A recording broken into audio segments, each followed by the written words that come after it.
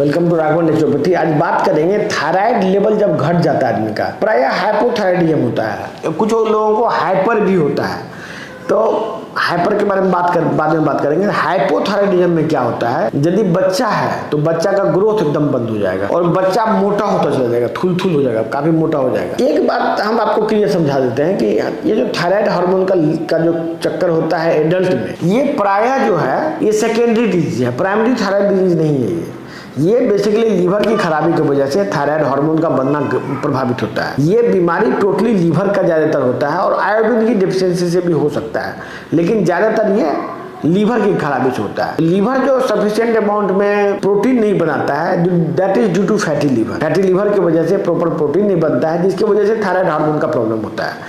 लेकिन fatty liver या liver के प्रॉब्लम की वजह से बहुत सारा और प्रॉब्लम भी होता है, जैसे कि आदमी का ओबेसिटी होना, मोटा होना, आदमी का स्लो हो जाना, मेटाबॉलिज्म स्लो हो जाना, एक ये है। तीसरा है कि आदमी का ग्रोथ हार्मोन और ये जो टेस्टोस्टेरोन, प्रोजेस्टेरोन और एस्ट्रोजन, ये सब हार्मोन का बनना भी प्रभावित होता है, क्योंकि वहाँ भी प्रोटीन जो है आता है लीवर से।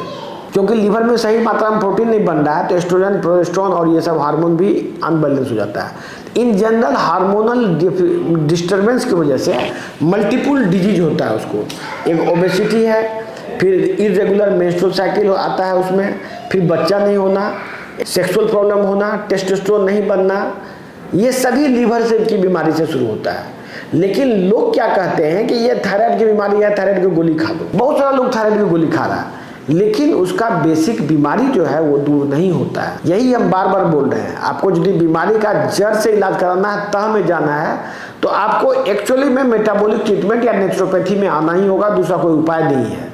इसमें होगा क्या कि संकेत आप समझ ही गए, ओबेसिटी होना, स्लो हो जाना मूवमेंट, सेक्सुअल डिसफंक्शन होना मेल में, फीमेल में बच्चा नहीं होना, मेंसेस इरेगुलर हो जाना, फिर जेंट्स में टेस्टोस्टेरोन हार्मोन का कमी हो जाना, ये सब एक्चुअली में लीवर से रिलेटेड है। लेकिन इसमें हाइपोथायराइडिज्म भी साथ में होता है। किसी आदमी को हाइपर थायराइडिज्म हो जाता है, मतलब थायराइड की लेवल बढ़ जाता है, वो अलग ग्रुप ऑफ बीमारी है, उसमें अलग चीज होता है।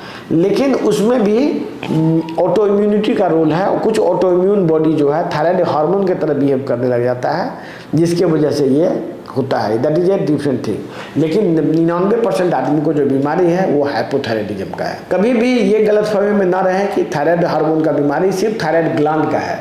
ये बेसिकली लीवर से ओरिजिनेट होता है और मल्टी सिस्टम डिजीज होता है। शरीर का जितना भी बीमारी आप देखते हैं सब मल्टी सिस्टम डिजीज है और ये कॉम्प्लिकेटेड मैटर है, और लोग उसको थायराइड का गोली खा के सोचता है सॉल्व कर लेंगे, ये संभव नहीं है। जिन लोगों को ये इस तरह की बीमारी है, कोई बीमारी जो एलोपैथिक में समझ में नहीं आ रहा है डॉक्टर्स को, आप निश्चित रूप से उसका नेचुरोपैथिक में उपचार लीजिए।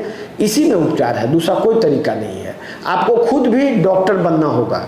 जो लोग ये वीडियो देख रहे हैं, आप ये बात समझिए, आपको खुद इतना नॉलेज होना चाहिए कि आपको लोग बेवकूफ़ ना बना सके। नहीं तो आप अच्छे से अच्छे हॉस्पिटल जाएंगे और उसका चक्कर काटते हुए आपका जीवन बीत जाएगा। धन्यवाद।